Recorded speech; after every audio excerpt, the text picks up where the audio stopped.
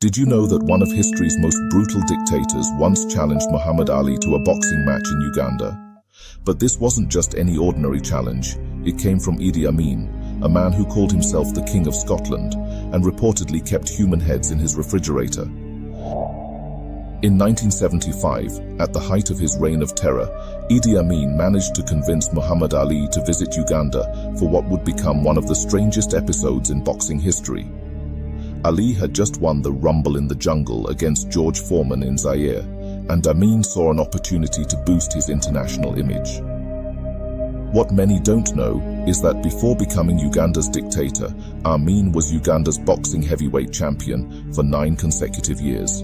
His massive 6'4" frame and military background made him a formidable opponent in the ring. This background fueled his obsession with challenging Ali. When Ali arrived in Uganda, Amin orchestrated an elaborate welcome ceremony. But behind the scenes, something more sinister was brewing. Amin had been telling his inner circle that he could knock out Ali in just a few rounds. This wasn't just boasting. Amin truly believed he could defeat the world champion.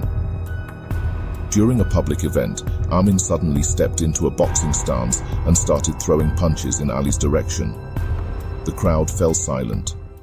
Ali, known for his quick wit, found himself in a dangerous position. He knew that Amin had ordered the deaths of an estimated 300,000 people during his regime. One wrong move could have severe consequences. The most chilling part: Amin's personal doctor later revealed that the dictator had seriously considered forcing Ali into a real match. He had even ordered his guards to secretly prepare the national stadium. The doctor claimed Amin had planned to use his presidential powers to prevent Ali from leaving Uganda if he refused to fight. Ali, demonstrating his diplomatic skills, managed to defuse the situation by suggesting they do a few rounds of shadow boxing. He playfully danced around Amin, throwing light jabs that intentionally missed. Amin, buying into the performance, declared himself the winner of their match.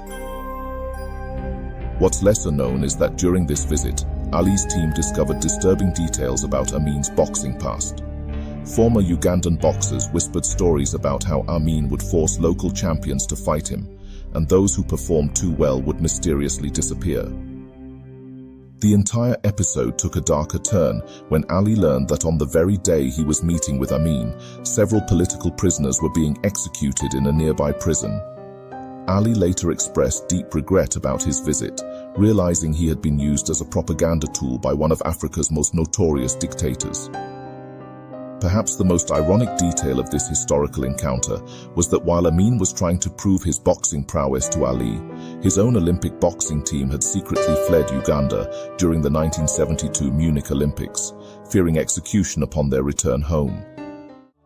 This bizarre challenge remains one of the most unusual moments in boxing history, where the worlds of sport and tyranny collided.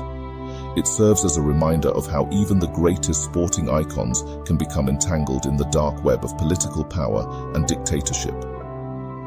The incident was largely buried in history, as Western media focused more on Ali's fights and Amin's larger atrocities. But for those who witnessed it, the day when a killer dared to challenge the greatest boxer in the world remains an unforgettable testament to the madness of power.